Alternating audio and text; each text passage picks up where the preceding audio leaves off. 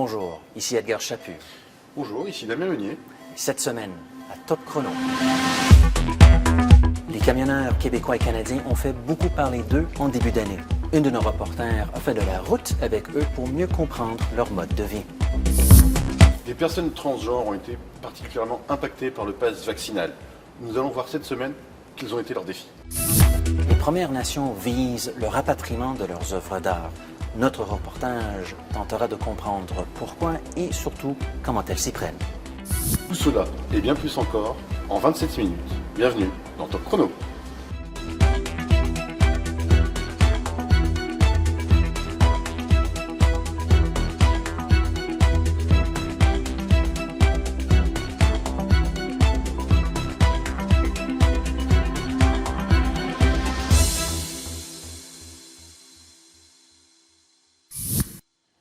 Bonjour à tous, bienvenue chez Top Chrono. Edgar, on a beaucoup parlé des camionneurs dernièrement. Qu'en est-il exactement? C'est vrai, pourtant leur travail est largement méconnu du grand public. Leur klaxonnage cet hiver a pourtant fait la une de l'actualité. Alors une de nos reporters, Ophélia Poisson-Vecchio, a fait la route avec eux sur plusieurs jours pour lever le capot sur leur mode de vie. Le rapatriement des œuvres d'art des Autochtones et des Premières Nations est un enjeu majeur. Pourquoi? Et surtout, comment? La réponse un petit peu plus tard dans l'émission. Son objectif, c'est d'être dans un musée. Donc, on est à l'aise avec ça.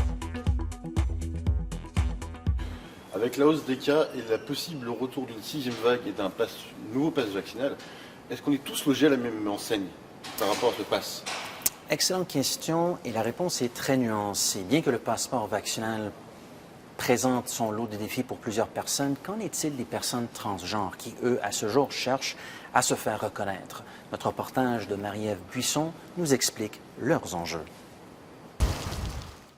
Edgar, les Premières Nations sont un sujet qui cristallise l'attention médiatique, notamment concernant leurs œuvres d'art. Tout à fait, Damien. Les Premières Nations, eux, travaillent bec et ongle pour rapatrier leurs œuvres d'art, dont plusieurs sont déjà exposées pour le public dans des musées à travers le pays. Notre reporter Edith Boisvert nous brosse un portrait sur cet objectif. Un reportage très intéressant et nous avons d'ailleurs Edith Boisvert avec nous pour discuter de ce sujet. Bonjour Edith. Bonjour. Ma première question, comment les Autochtones envisagent-ils justement préserver et possiblement peut-être même exposer leurs œuvres d'art une fois entre leurs mains? En fait, ça dépend de certains objets. Comme certains experts me l'ont expliqué, il y a des objets qui sont destinés à se faire dégrader par la nature. C'était le cas des totems souvent. Sinon, les objets vont peut-être être exposés dans des musées qui sont en train de se faire construire ou qui ont déjà été construits sur les communautés. Il y a aussi la possibilité de les exposer dans les centres culturels ou là où va siéger le conseil de bande, par exemple. Comment arrive-t-on à la décision de, OK, telle pièce d'art, on va faire une copie, l'autre non? Comment arrive-t-on à ces décisions? Et c'est le choix des communautés, en fait. Ça va être, dans les cas qui existent, ça a été vraiment la communauté qui s'est concertée, qui a décidé qu'est-ce qui était important pour eux de récupérer. Et dans ce cas-là, pour que le musée puisse garder une pièce à exposer au public, bien là, si la communauté est à l'aise, si ils ont l'expertise encore, peuvent proposer de faire une copie, comme ça a été déjà le cas pour, encore une fois, certains totems. Vous avez mentionné brièvement l'idée de reconnaître quelle nation exactement, quel peuple autochtone. On en parle un peu dans votre reportage, on parle de tests d'ADN pour faire... Dans les situations où malheureusement on n'arrive pas à déterminer, ça appartient à quel peuple? Que fait le peuple qui pensait pouvoir l'acquérir? Que fait le musée? Qu'arrive-t-il à ce moment-là? En fait, c'est extrêmement compliqué. En ce moment, les experts du milieu, qui sont surtout issus de la communauté allochtone, donc les Blancs, ne veulent pas prendre de décision pour les communautés autochtones. Donc, c'est une des raisons pour lesquelles les musées ne vont pas nécessairement de l'avant pour redonner les objets, parce que justement, ils ne veulent pas prendre la décision que l'objet appartient à telle communauté ou à quelle sous-branche d'une nation. C'est pour ça qu'ils préfèrent donner l'information. Aux États-Unis, il y a une loi qui s'assure qu'il y a des bases de données qui sont vraiment accessibles au public de tous les objets qui sont en lien avec une sépulture. Au Canada, depuis 2016, si je ne me trompe pas, ils sont en train de faire passer une loi un peu comme ça pour que les gens, les communautés en fait, aient accès à ce qu'il y a dans le musée. Parce que ce qu'on voit exposer, c'est pas l'entièreté des collections. Un très long processus, un très grand défi, mais un très beau défi. Et on tient à vous remercier très sincèrement pour ce reportage fascinant. Merci. Merci Edith.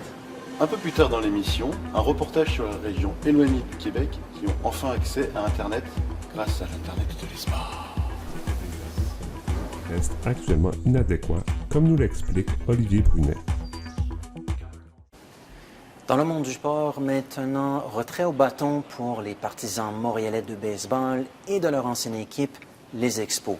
Le baseball majeur retire son appui au projet de garde partagée pour l'équipe les Rays de Tampa Bay. Cette équipe qui connaît beaucoup de difficultés financières ces dernières années.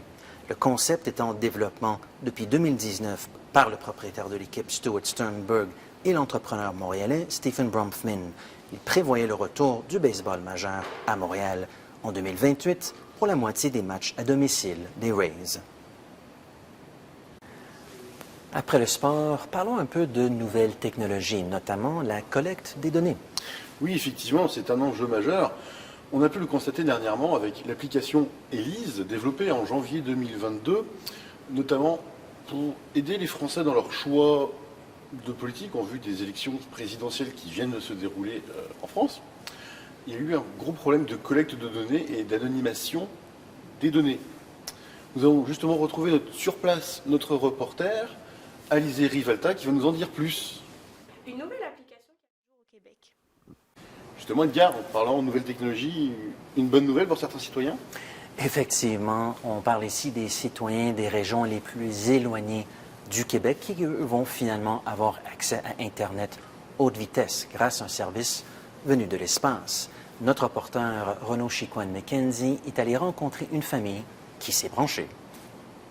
Internet haute Eh bien, c'est tout pour nous cette semaine, mais lors de notre prochaine émission, nous irons à la rencontre des finissants en théâtre dont la pièce de fin d'études est perturbée par les mesures sanitaires.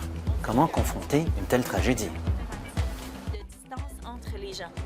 D'autres étudiants ont vécu des expériences similaires. C'est le cas de Dominique Bélanger, finissant à l'École supérieure de théâtre à l'UQAM. Fait qu'on suivait nos cours à distance, même un cours de chant, on l'a terminé à distance. C'est pas super, mais on a quand même réussi à faire certaines choses, tu sais. Ce sujet et beaucoup d'autres à retrouver dans notre prochaine émission de Top Chrono. À très vite!